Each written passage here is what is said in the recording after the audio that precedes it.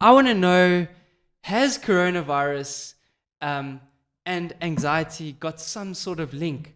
Because for the and I'm sure it's probably one of the key words that have been trending on Google, and people have been typing in anxiety all of 2020 because of coronavirus. Yeah. Has coronavirus brought some sort of, more than ever, I'm hearing people talk about, I'm feeling anxious, I'm feeling stressed. Has coronavirus in some way brought that anxious feeling, or people been talking about it more? In my opinion, very definitely.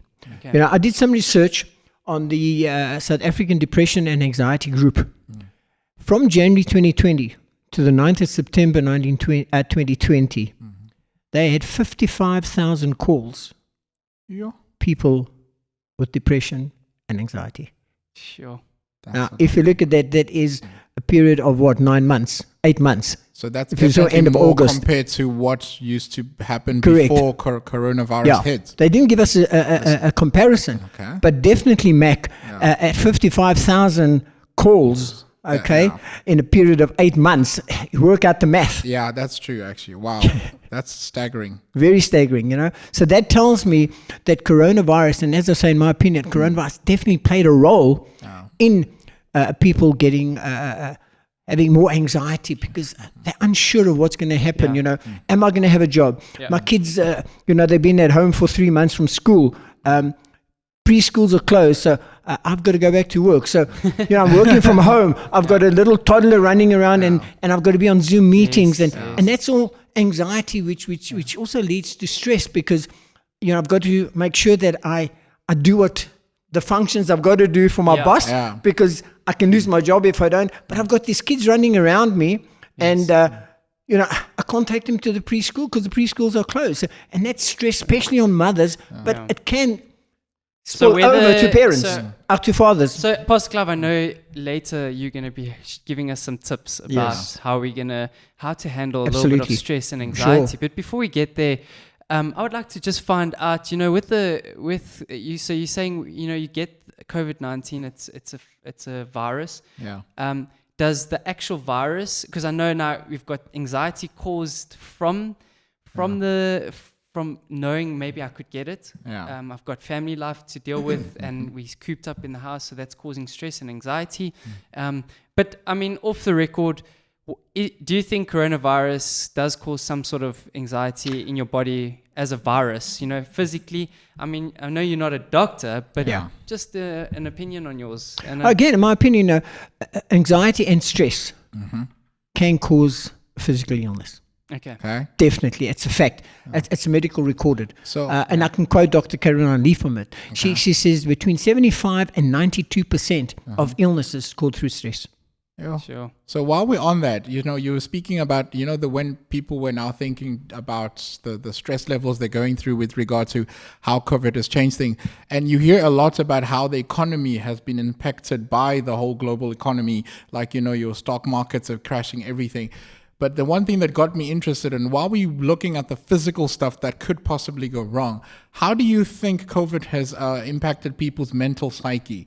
Like, do you think psychologically it has more damage, it is doing more damage than what we could actually see physically in terms of what's going on? So basically my question is, do you think it has affected our mental health in a way? Mac, very definitely, especially. But I'm just sorry to interrupt you, Pastor Clive. Stress and anxiety is a mental health. Is it a mental health problem? Yeah. Or is it categorized in the mental health? Yes, it is. And that is why you have psychologists who deal with it. So it is a mental health issue. No, sorry, I just wanted to make it clear on that. Yeah. Sure. But we're going to talk about that later on. Yes. And the tips I'm going to give you comes out of tips that Dr. Caroline Leaf, who's a neuroplasticity scientist, and has been practicing since 88, in the 80s, and she's also a born again believer. Wow, so she matches up the word and science to where we should be going. Sure. Looking forward to that. Yeah. So again on that question, Mac, I think, asked it. Yes, because I wanted to know, does the coronavirus have an impact on our physical, on our mental health? Because I think most people are, I could take myself as an example because not when I do feel anxious about certain things and stress, sometimes I start having a low self-esteem even more, or sometimes questioning, is all of this worth it? Because it looks like it's just going to go all pear-shaped. Like when you read the news, obviously, which you shouldn't, because you know that the news always just gives you bad news. But as a person, I'm sitting there going, okay, is it worth it to even try anything? Because everybody's it's talking as if coronavirus is kind of like the end and be all, but I'm more worried about my mental health at the end of this. Will I, once, let's say the coronavirus thing is over, how will I cope? Would I still be normal at the end of it all? Because I've gotten into that mode now where I'm stressing about everything now. And then now I have to, suddenly they say, no, it's over. So how would I deal with that post coronavirus? You see, Mac, we're gonna touch on that, and I'm gonna give you tools Okay. on how to do that. Yes. Now, Dr. Caroline Leaf says as well that our mind is the second most powerful thing in the universe. Wow. The only other thing that's more powerful is God.